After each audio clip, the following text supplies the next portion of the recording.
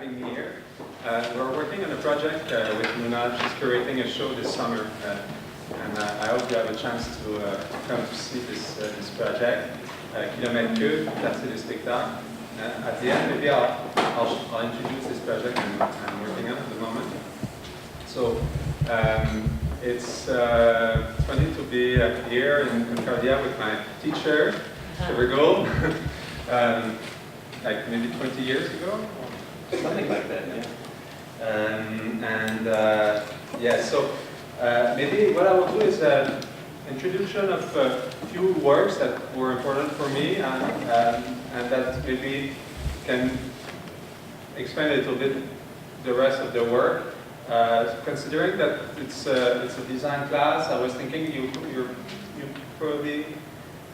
be more interested in the fabrication process. So rapidly this morning I drew some pictures of the fabrication of some of my projects. My projects are mostly conceptually based, but I will say that what I like to do is to test my idea in the real with dealing with materiality, with resistance, with these exigences, the demands that you have to face when you're trying to make something. And maybe one of the first work that that's pretty interesting to begin with is the opacity of the body within the transparency of the circuit. It's kind of it looks like a scientific display where I introduce a glass of red wine inside of a circuit. The electricity goes through the wine, and the wine is becoming a resistor. So there's an energy lost in the circuit that you can read because of the light bulb that has difficulty to light. And so there's a kind of you can see the resistance of the presence of this body inside of the circuit. So this little display was fascinating for me, and I started to study like electricity, but at a very basic level, trying to understand what's the role of resistance in electricity, because we quite often see the resistance as a position of exteriority from the society or from the system.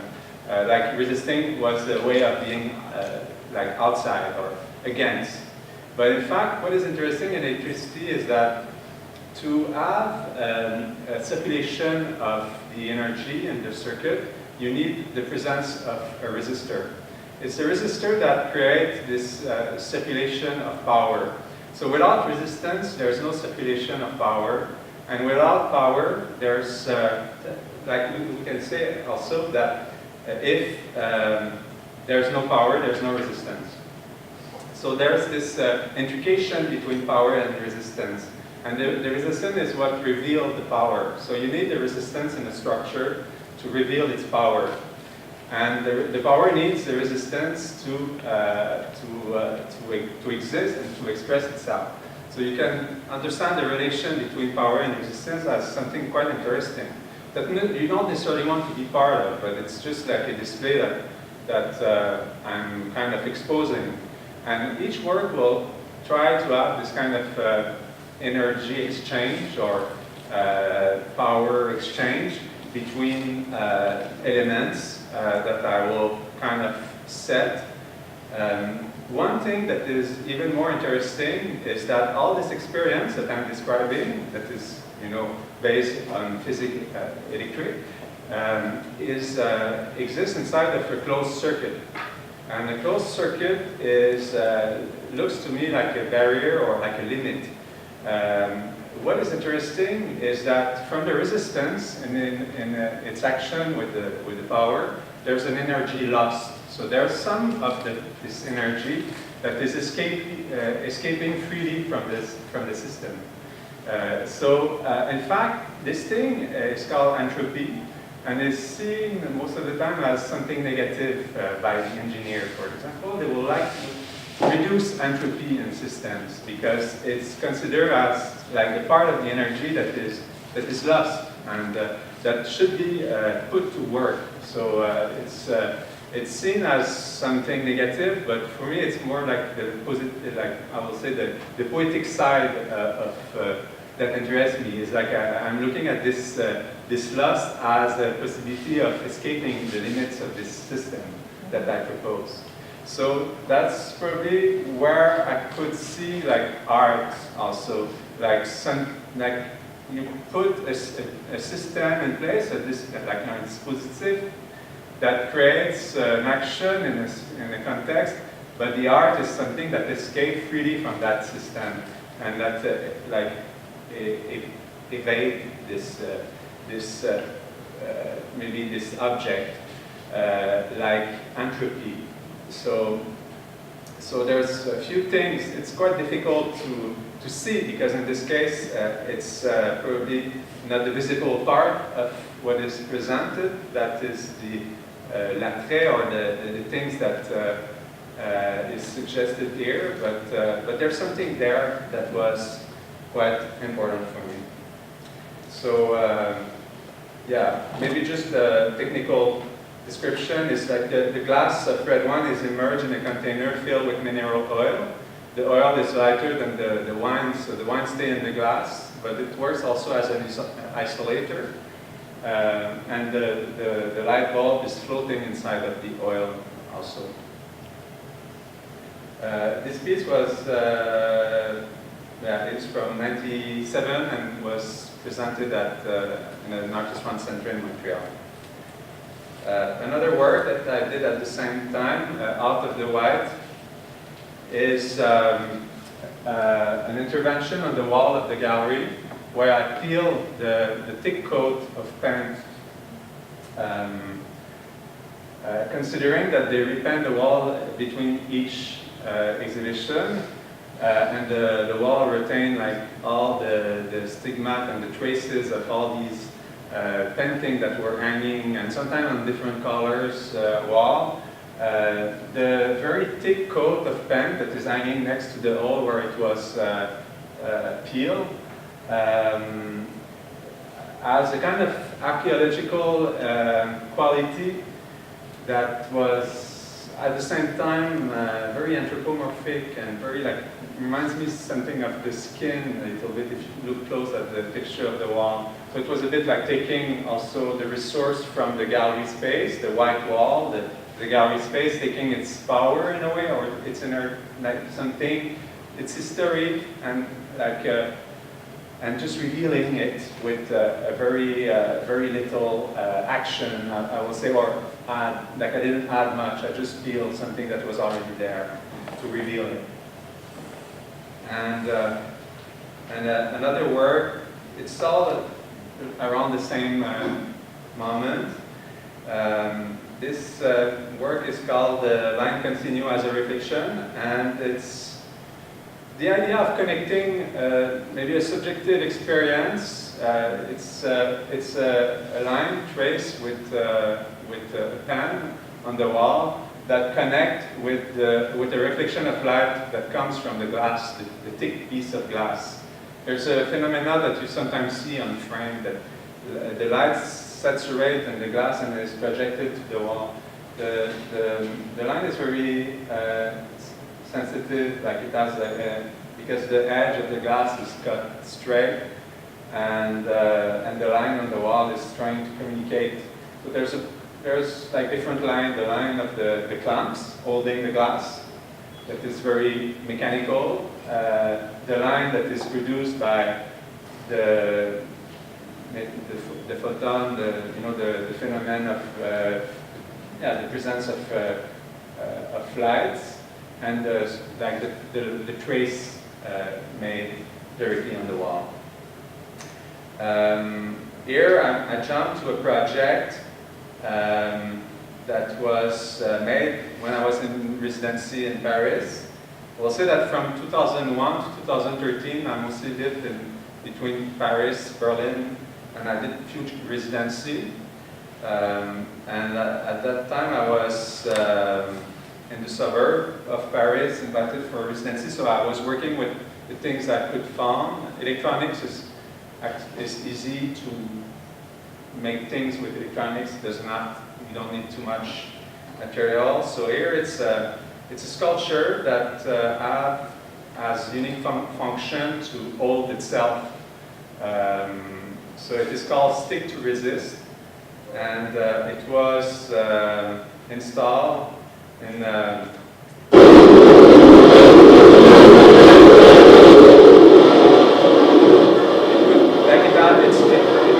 it's kind of a sculpture that has a certain level of autonomy, and it can be activated with the passcode, and that activates a very powerful magnet that allows we don't see much, but goes the light. I'm just thinking, what do you think about that? Yeah, it's better without the light. So yeah, the powerful magnet is activated by a code. So you can install it wherever you find a metallic surface. It stands for a certain duration that you can read, like on the display. If you leave it there, it falls by itself at the end of the countdown. Stick to resist for me is like probably like comme le degré zéro de la sculpture, like how do you say that, like the definition of sculpture, like something that has to hold or like hold by itself. You know, you put something there and it needs to stand. It stands without any other function or reason to be. Here it's a reinstallation of a work at the Musée d'Art Contemporain called Silent Screaming, playing with this idea that when you, in fact, in absence of matter, in a complete void, you don't hear any sound. So the alarm was silent by a vacuum pump, but you can see the alarm, and it's funny that because you see it ringing, sometimes you also hear it, but it's silent by the system. But I placed this work there. This work is a bit later. I made this in 2005.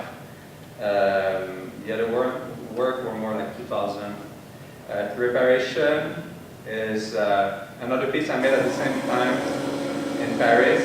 So they were like, in fact, the few work I did in public space at this moment were probably made in public because I had no access to gallery space or to other space. So I started to make my things in the city.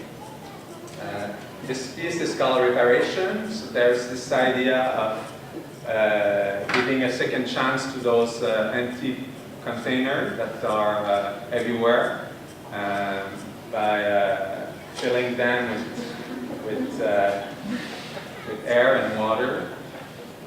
And like it's like a bit like masturbation and ejaculation, and it's like creates this tension that and this joy that also confront a little bit the people. This was like during, it was after the 11th of September, so there was a certain tension in the air, but at the same time the action is kind of strange, but doesn't seem really dangerous at the same time. And the idea of reparation, that it's also with the bicycle pump, so reparation comes to mind. There's this thing about trying to make the world better, to fix the world, and like often good intention creates even worse situation. So I think there's a little bit of irony in this title. So I was walking around like touristic, interesting site. There's always a plastic bottle.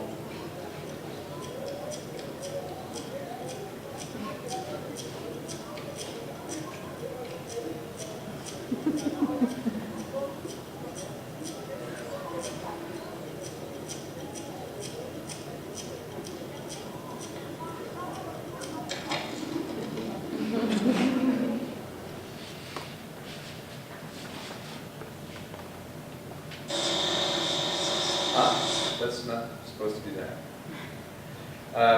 Yeah, this is a work in 2003 in Montreal, a caravan that was like I created a hole inside the caravan so you could enter its inner space. The piece was installed for a group show in the center for a certain duration around like Sainte Catherine and Clark Street. This work was playing with the contrast between the materiality of the caravan, which was found like old caravan, and the whole was perfectly done, so it looks a little bit like an aberration. You could go inside, and inside there was a space in which the experience of the sound was was quite different from being outside. Like when you were entering inside, the experience was quite different, I will say. Anyway, I'm just passing fast here, and this work is more interesting because it really brings this idea that I was talking earlier about energy loss. So I made like this bicycle that has a generator. And when you pedal, it produces enough energy to activate a smoke machine. So it makes smoke, but with alternative energy. So the fact is that you can continue to produce smoke, but without depending on petrol and being responsible for all the problems associated with petrol. Creating smoke path. Like here in the cemetery in Tallinn, in Estonia, was also a way of drawing the space, and of course people don't understand what is happening because it's very slow. This bicycle, normally when you have an engine, it's there for helping you to propulse yourself. But here it's the opposite, like the generator takes all your energy and transforms it into smoke.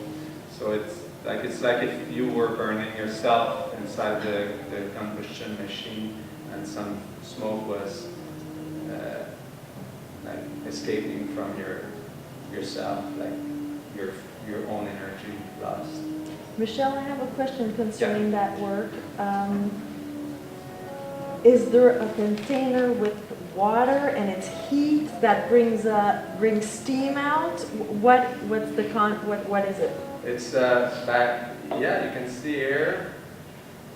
There's a generator that produces 100 watts, which is a lot of power that the maximum you can produce when you're pedaling.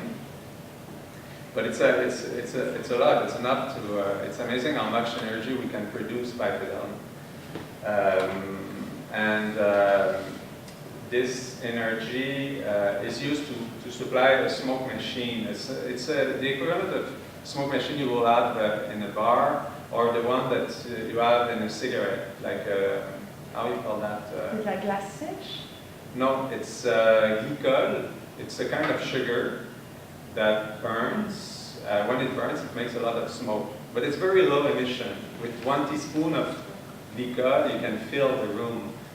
But you know, like this thing that is replacing cigarettes, like the electronic cigarette. It's a bit the same system. Okay. What was difficult when I made this was to make a very low consummation device that was able to produce smoke. It's a small coil. It's a small pipe, very, very small. Like the hole in this pipe is the size of an air almost. And it's a coil, and it's heat with a really high temperature, with a little pump that pumps this liquid through. And when the liquid burns, it creates a lot of smoke. For the size of the device. Thank you. So it's maybe like these kind of things.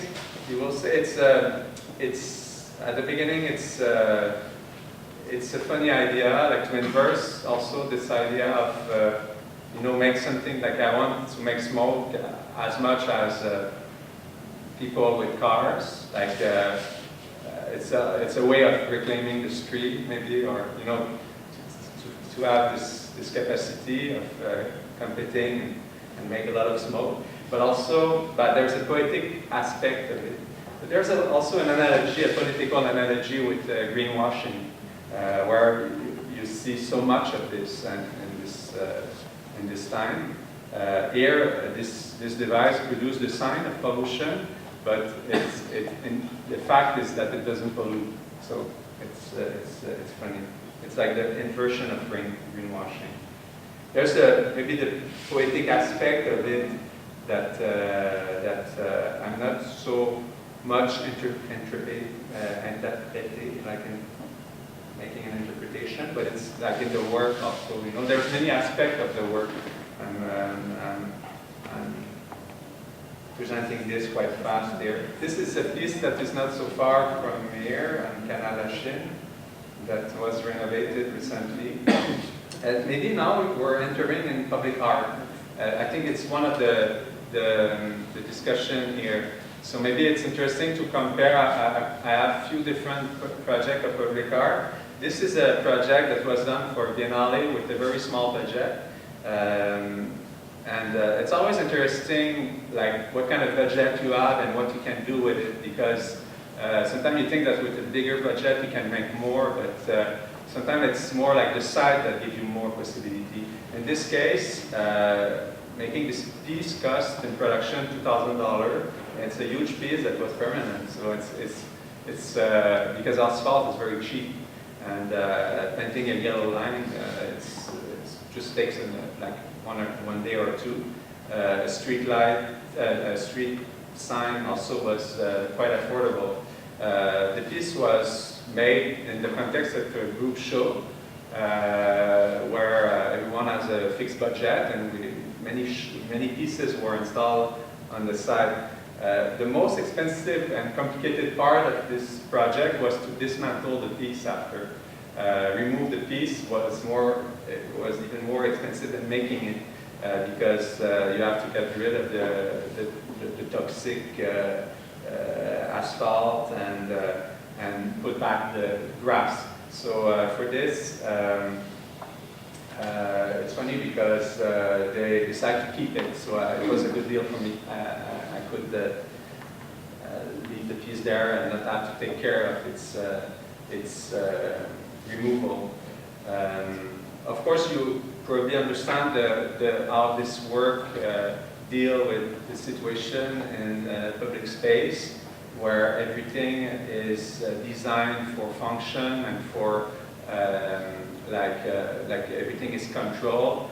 And here you have like a drawing that was made like a kind of doodle, or like that is like kind of deliberately upward, that is reproduced to the scale of the landscape, but using the material, like the materiality of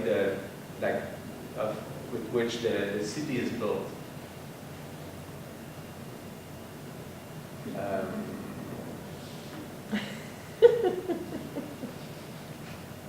When I made that piece, the first drawing I proposed, but I was a bit ambitious, was to make make a piece with stairs that was accessible for public, I made this piece just a few years later, but in the context of public art where it was not possible to climb on it, I'll show you this piece later. But it was the same idea of creating a path in which you could walk. And here is a work made when I was in Berlin. It's made with 74 chairs that are all attached by the legs. It creates a structure that has like each part become a component of the whole, and if you remove one part, it collapses. So there's a solidarity between the elements, and I like how the legs, like pointing out, protect the inside from the outside. So it works a bit like a immune system, where there's no central position.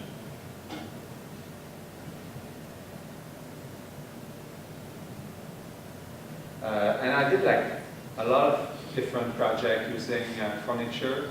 Like I worked with stool, chairs, table. I think many projects with tables. I think I was influenced by Trivigal, you know, and because you were working with tables, and sometimes like presented backward. So you know Trivigal here, like Yes. her as a teacher, good teacher. He was my teacher. Here is the picnic tables that create a kind of military like structure, reminding of the tortoise, which is a strategy used by the Roman soldier with their.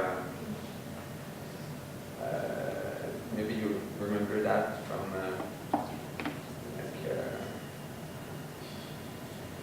Yeah, it's kind of something classical. In fact, this piece normally, when I'm presenting my work, sometimes I like to present this at the end because it's a very happy work. It's an object that killed itself as a functional object, like a drill that decided to stop being a drill, but that began a new life as a fountain.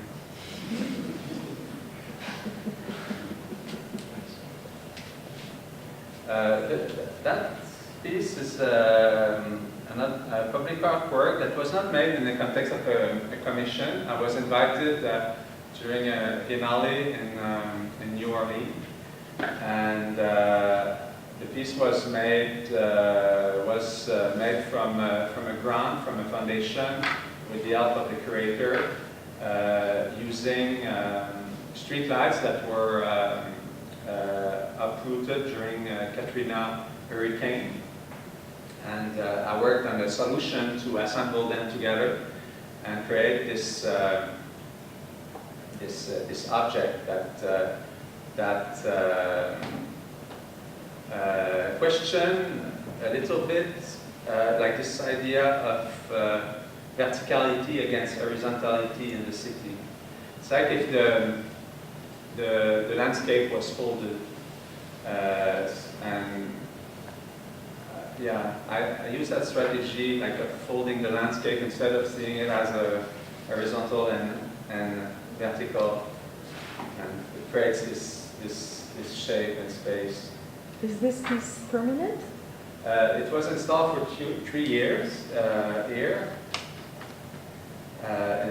near the French neighborhood of New Orleans, and then it's now installed behind the National Gallery in Ottawa.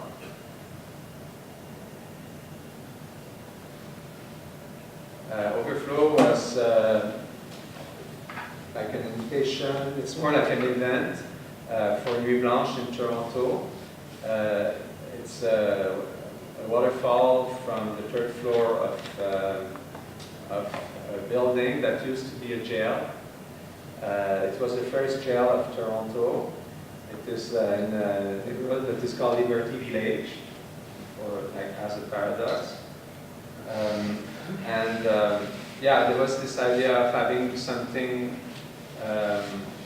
escaping freely from the constraint of the architecture, but it was a display for a short duration because it was using a very powerful system of pump and a swimming pool that was receiving the water.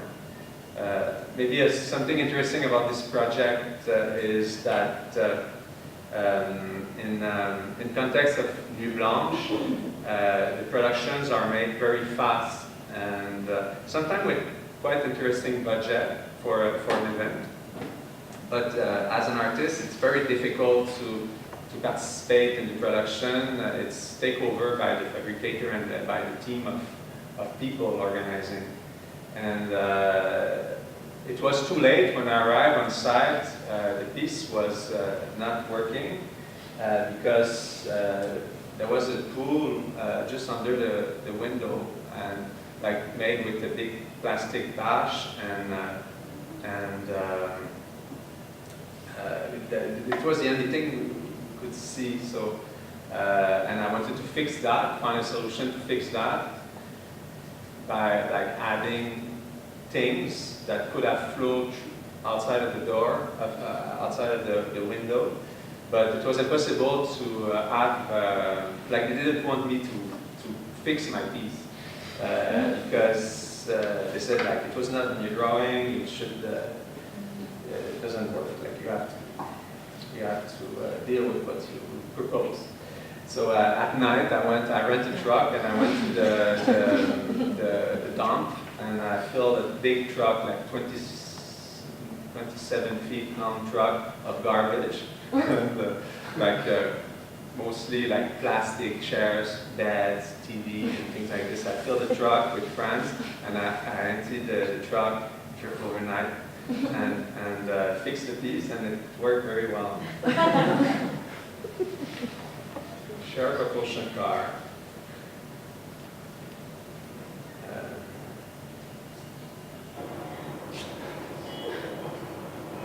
This is an extract of the video. The first time I did this piece in New York first, and then I showed it in Toronto.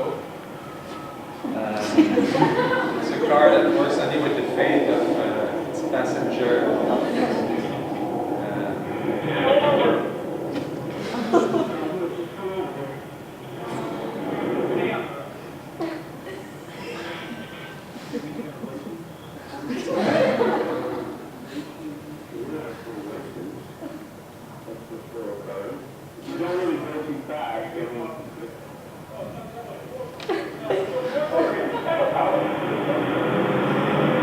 Yeah, we didn't think that there was really a problem with pedaling the car. Like, it's kind of like a bicycle in a way. Well, I don't disagree with the thought, but the safety factor is, let's see.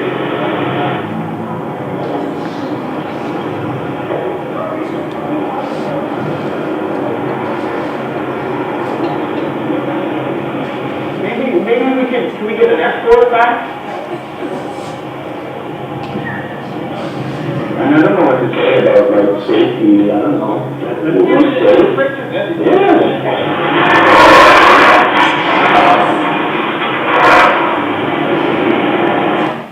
So yeah, the first I have to say that it's great because I present the piece 3 times in 3 different places in New York and Toronto and in France, anyway.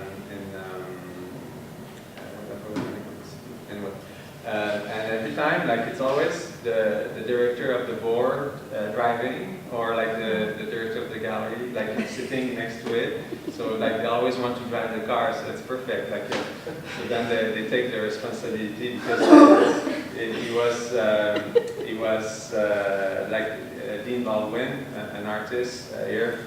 Quite interesting, like the discussion with the police. Of course, when we put the car on the street, we always expect the police to arrest us because it's kind of obvious that they can't deal with something like this for that. There's nothing in the law saying that you're not allowed to pedal the car. Like it's obvious that you can use a pedal car on the street. But still, the policemen just don't like this idea. They hate it so much that they try really hard. And we went to court. We had a really good lawyer.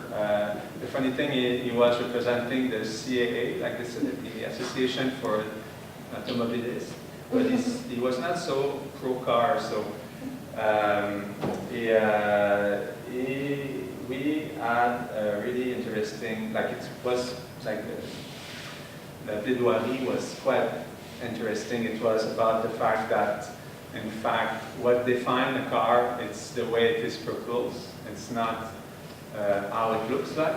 It may look like a car. In fact, it's a bicycle. And the prosecutor made all like wanted to present a project as a dangerous car, but all the things that all the argument didn't work for a bicycle. For example, the candles that were in the front lights were presented as a danger because they could have created an explosion. There was no seat belts, but there's no seat belts on a bicycle anyway.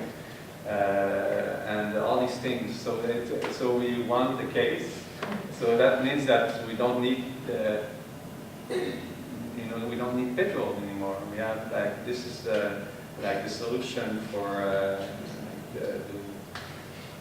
can get rid of explosion engine and just fill all of our cars. But it's funny that still every time we put the car on the street, the police arrest us. Like it's automatic. It takes like 3 minutes.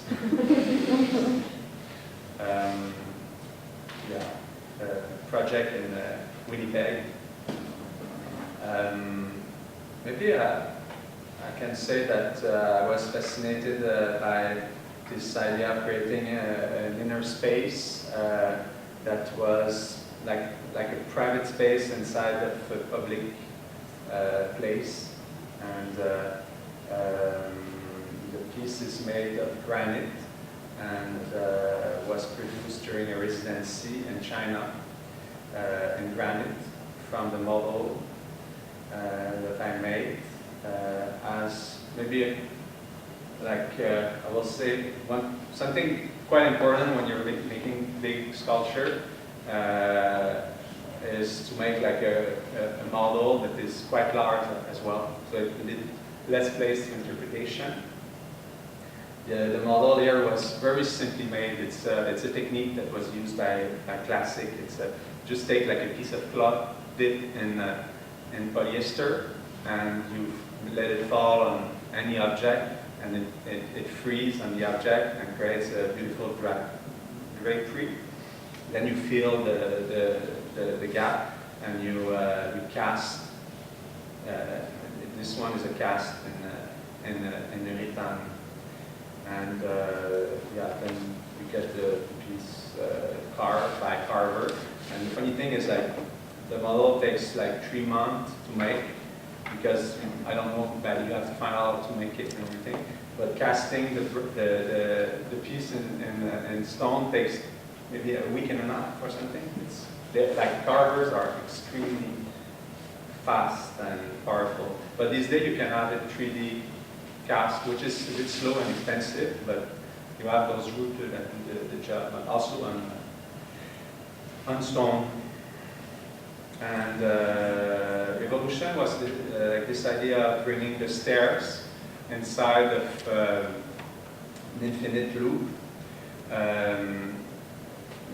Like I'm not approaching always the concept of each work, but maybe here it's like, I think it's this for me makes sense because it takes a symbol and put the symbol in danger because of its shape. Like the stairs are mostly like the symbol of progress, of this idea of progression, and by connecting them into a node, they become they bring this idea of eternal return. So that like there's a continuity between things, between life and death, or there's not this idea of progress that was a strong idea maybe at the beginning of the modernity, and that is put into question when we see all the consequences of this idea of progress. So here, everything that rise fall again, like in a loop. So I made many work dealing with this loop that was fascinating me. This is installed behind the Cross Pepino. And it's a very simple structure. It's the first piece I made using 3D design. Like I worked with a programmer that made the application to draw the piece, Guillaume Labelle. And he did like a really interesting work, like because at the time it was the beginning of 3D. Like there was not so much yet like available, like software to do that in 2002.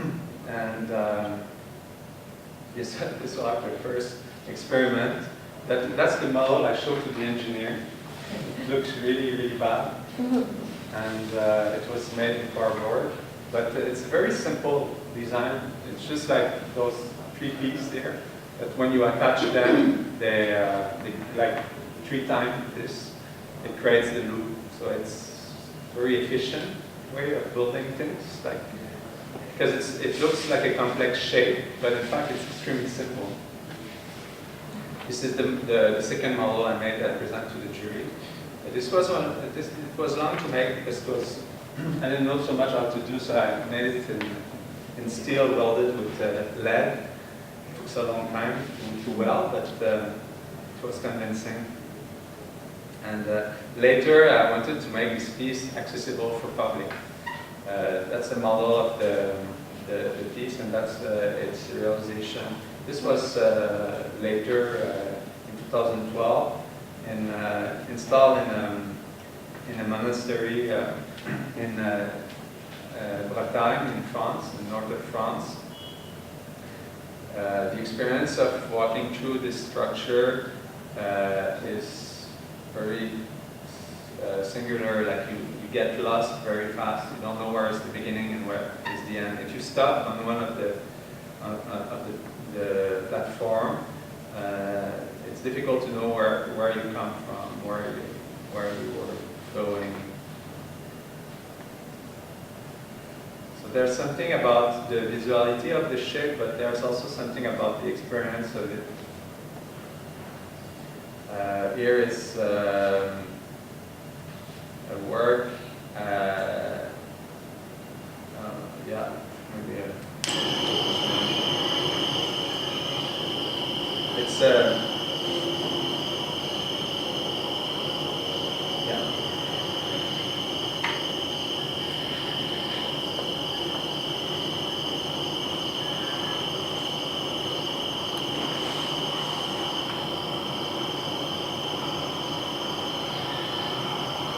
It will be very long. In fact, it's the long version of the video. I was thinking it was an extract. So in fact, for about like 3 or 4 minutes, you will see flies turning around the lights. And yeah, I don't know if we're going to go through that together because time is passing. At some point, yeah, I mean, there's an action at some point. In fact, yeah, there's a moment here. And someone is coming.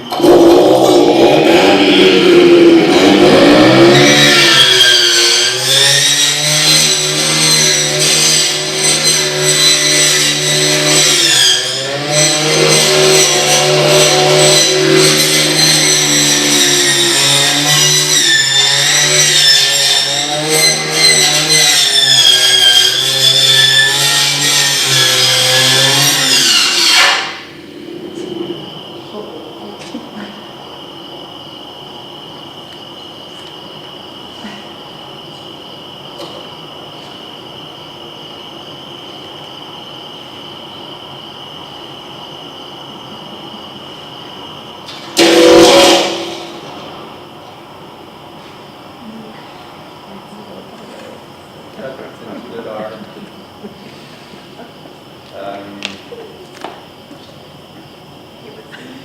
And here I'm like, I'm sorry, I didn't really prepare my presentation. I'm really sorry. It's just like I put like a lot of slides, and I have normally like my presentation is a little bit more constructive, but I was trying to show more like public art, but then I don't know, some things change place, and there's no continuity between things. It doesn't matter. It's often like this, you know. But anyway, here we see the process, because I wanted to show like the process. How do you make something? You know, you're maybe curious about how things are made. It's one thing to have an idea, but the problem is to make it. Like, it's really a problem to make something most of the time, no? You probably experienced that already. But okay, so then here it's a commission, but I could have started from the beginning. It was a commission. I went from City of Montreal for a monument, and it was a very specific commission because it was for a funeral monument for almost, or a commemoration memorial for Salvador Allende, the Chilean president that suicide or was killed by the secret police during the coup d'etat of Pinochet in Chile. So there's a big Chilean community in Montreal, and they wanted to have a monument to commemorate Salvador Allende. And so there was a competition for this monument. And of course, they were expecting like a sculpture, like a classical sculpture, like a figurative sculpture of Salvador Allende. But our public program explained to them that that's not exactly how it works. You have to go through they participate in the production of contemporary art project. And the competition was made. They were sponsoring half of the budget, I think, and then the other half was from the city. The piece was installed in L'Île Sainte-Hélène. The project I proposed, and maybe I will explain it later because here it's like in the shop. So we'll first interrupt and talk about the fabrication of this piece. Here, it's a tree that is hiding its head in the ground, like connecting its root with its like le présent avec l'avenir, like it's like trying to make a loop. And so what I did is I found a tree, recuperate some parts like the branch, and then clone the texture of the tree using silicone. So clone, like I was applying a thin coat of plaster from a tree, like to copy the texture, and applying that to the shape that I made. So I made like this piece from my model in the shop, like the integral sculpture in plaster. This was quite fast, and simple and very cheap to make because it's just like plaster and like a little bit of silicone for casting. But then this gives you an idea of the texture that was quite well defined. And then the company started to make the mold, like a specialized company made a mold of this plaster. And this was like extremely intensive work. Like my piece took me like 3 weeks to make, but their mold took so much material and time and energy and people working. So that's really interesting to see like how much like a public art project involves so much work, like between making this object and casting this object into another material. It was cast in ductile, which is a hyper like dense concrete. It's 30 times more strong than concrete. So it has like, it's really interesting because it doesn't have any erosion and it's resistant time, and it has the capacity to reproduce every detail. but you have to see like the structure, because it needs to be poured upside down. There was like they had to build a metal like a structure to be able to turn the piece, and yeah, this is the result. The piece cast just after we remove the mold. The foundation, we always forget that 20 or maybe about 20-25% of your budget in public art goes underground for the foundation. And this is the final piece installed. And here you really feel you get the texture. I wanted the piece to have this quality of being very realistic and not as like, and it's quite often the case with other projects, but they don't necessarily signal themselves as art. Like they don't look like art necessarily. They have their own existence maybe in this reality, or they can like they have this presence of an object that is unexpected there. So this sculpture question a little bit the way tree behave normally.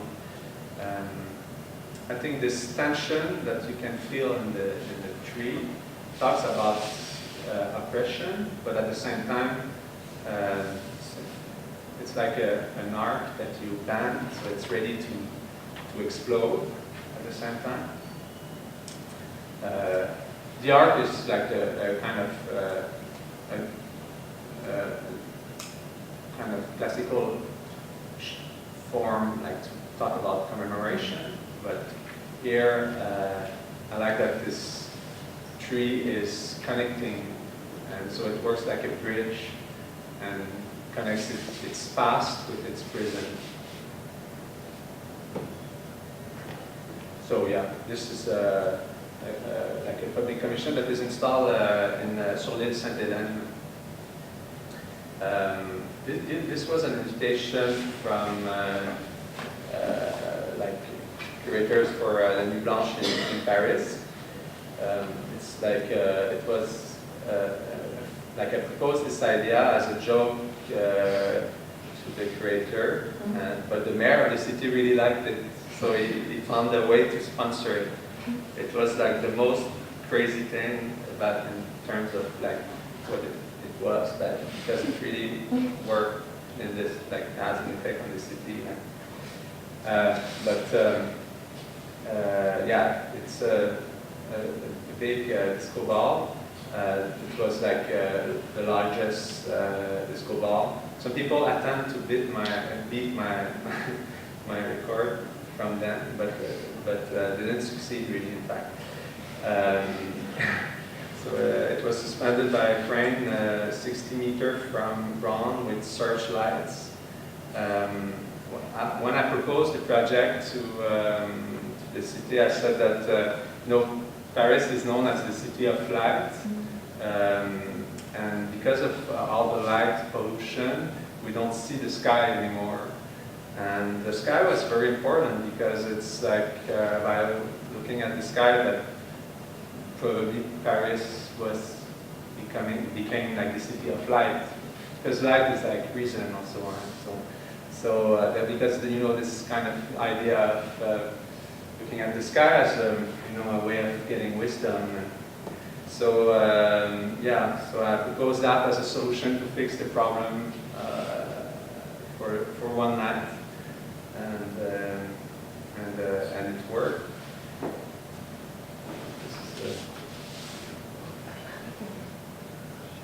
Are they real mirrors?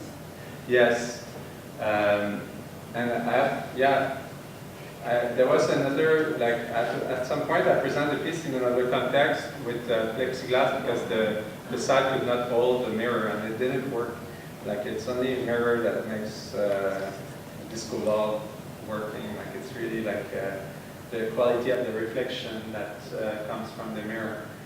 So the effect that was created by the installation and this side was like absolutely amazing and really unexpected in a way. Still, when you look at the disco ball, of course, it's like one of the most interesting objects. But the way it reveals some sculpture in the park. The park is normally closed. It's the Jardin du Luxembourg. It's normally closed at night, so there's no lighting. It's very dark, and yeah. So like each fragments of light were revealing an element of this park, but also, of course, the effect was like spreading in the entire city. But especially there was something. Maybe I just like. I was talking for a long time now. Maybe I will just show one or two last projects, and then I can answer any questions. If you have questions, don't hesitate. Like I was thinking, I should show a failed project in public art, because like in public art, like when you do this thing, like you like don't expect to win if you have a good project. Like you win only when your project is not very, very good. You will win when the project is not that good and you don't really want to make it. Like that's the moment where so, but when you really want to make something, it doesn't work. So this invitation came from the Confederation Center in Charlottetown. And they had a funny idea in this, when they built this museum. It's the same architect that does des Arts, I forgot his name, but in Montreal. It's interesting architecture, very modernist, and the site has like a library, a museum, a contemporary museum, an opera, and they are all displayed around a central place here. And that's where you were supposed to enter and have access from underneath to all the arts. And it didn't work because people at Charlottetown didn't like going there. It was like too complicated. So they transformed the exit, like the security exit of the museum, into the entrance. So now to enter the museum, you have to walk all around and get to the gallery. That's why when you're facing like this, it is written in English, Art Gallery, and here, Musée d'Art. But it looks really much like this is the front of the museum, you know? When you're on the street, that's what you see. And then, if you look underneath, this is what you get. Like, just underneath, it's kind of interesting, you know? So I proposed something that was like, I think sometimes like, we have to understand public art is not really art, because art is public by its essence. You don't have art without public. Art is a negotiation between maybe a subjectivity and the public. So art is already public. But when you say public art, this means that it's art that it's like another. How can I say it's art dealing with public even more. Like you have to deal with engineer, with everyone. Like of course it's politics because it's a public space. So it's not really art, in a way. But so for that reason, I proposed a project here that it's a Confederation Center.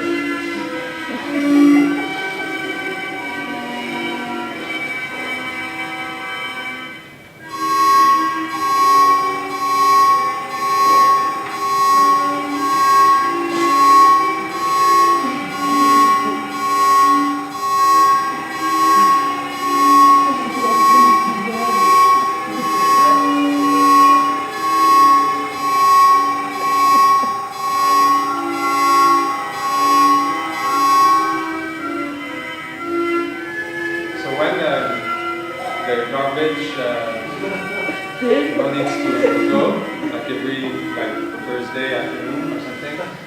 There's this sculpture enter into action, and but the thing is, like the rest of the week, my sculpture is useful. It can be used as stairs, like functional stairs, so the public can access the gallery directly from the street. So it's totally functional, and like it's solving problems. Like it's good design, and the funny thing is that I won the competition.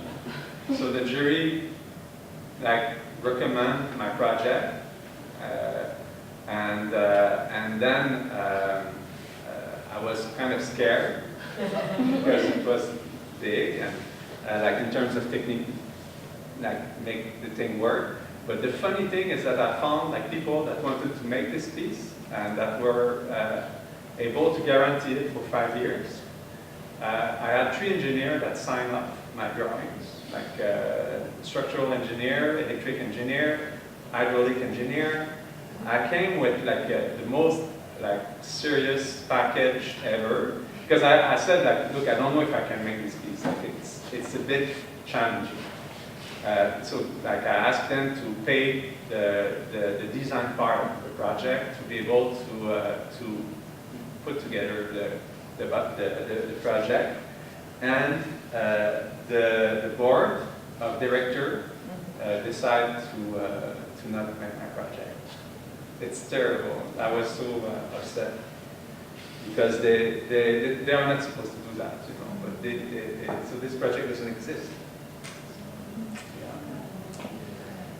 It's a sad end. Maybe I should just show him more of the project, unless you want to leave. Maybe not. Maybe you saw enough things. But I wanted to say words about my next project, but next time. I think we got enough.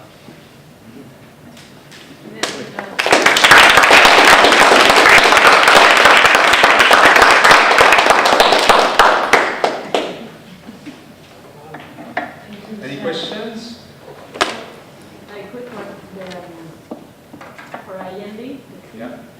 So how soon in the process were the molding people involved? You know, so you don't get too far and know what can be molded. Yeah.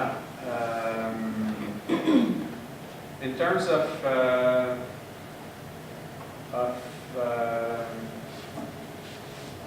try to remember. I don't know exactly, but it's important to have a good idea of what you're doing, like in terms of. Quite often, I was thinking the budget was quite high, so it would be feasible. But like I found fabricators that were extremely enthusiastic with the project, and right at the beginning, I think they were there and seriously like believing in the project and wanting to make it. It's Toine Béton, which is a company. They do mostly design, and like they do like countertop and things like this, but also objects sometimes, like a few objects of design. And this piece was requiring like a really, it was a very complex model. So they had help from Gilles Lassalle, who's like an excellent artist, and he's really specialized in molding. So he was like helping a lot. But yeah, it's true that it's very important, like in the fabrication of a project like this, to find the right people that want to be like part of it. Right when you're doing the commission, like it's the moment. It's really at this moment that you need to find people to work with, and also I have to say that in your process of developing your concept and your idea and your will to make this thing, sharing this with someone that knows about the making, about how to, and different people, is also a good practice, because the question they will ask are probably the same that someone experienced will ask on a jury, for example. So it's really good to try to find people that will want to discuss with you the detail. Of course, it's difficult to find resource in fabrication. There's very little people doing that.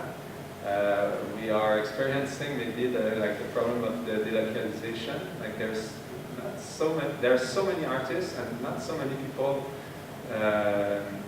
making things, I think. Especially like custom work, like a blacksmith. Like where do you find a blacksmith, or you have like metal fabrication? It's probably like it's more like it affects more like traditional way of making things.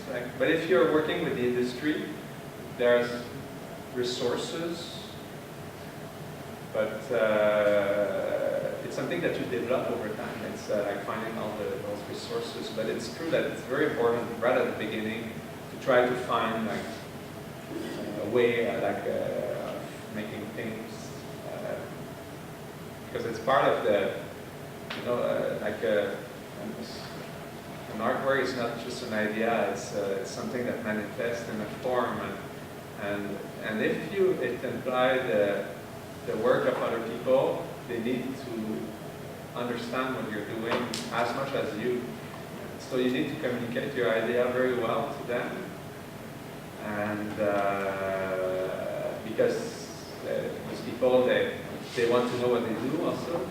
But this process will help you, because it's true that in this context of this competition that you are working on, I think this is maybe a good advice to really start right away to try to find the way of fabricating your work, but not just in terms of alienating someone to do your belief, like something you believe in, but sharing your project as something that could be I don't know, like a way of bringing people inside of your work. I don't know.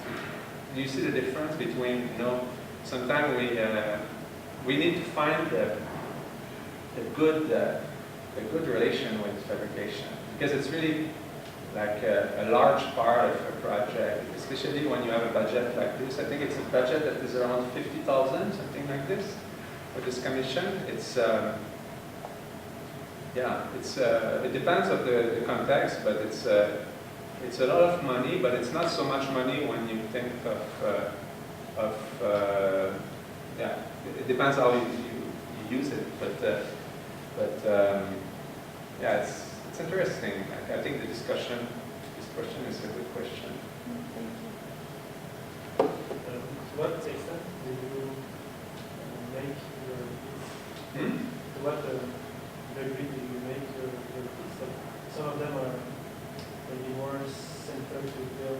That sometimes it's true. Sometimes they behave like stupid people, but sometimes they also, it's great. Yeah, no, it's nice to have the people. I really appreciate that the people could enjoy these things that I make. It's amazing. It's really, it's great to have this experience, this possibility of sharing. From your experience, you usually, when you say institution, what do you think, who usually funds these projects? Is it more like government institutions? Is it more private clients? I'm curious to try everything. I don't know. There's I can see that in any in all different structure, there's different limits and different potentiality. So in your experience, who do you see that funds these projects the most? What is the most interest and actually supports artists in a public space?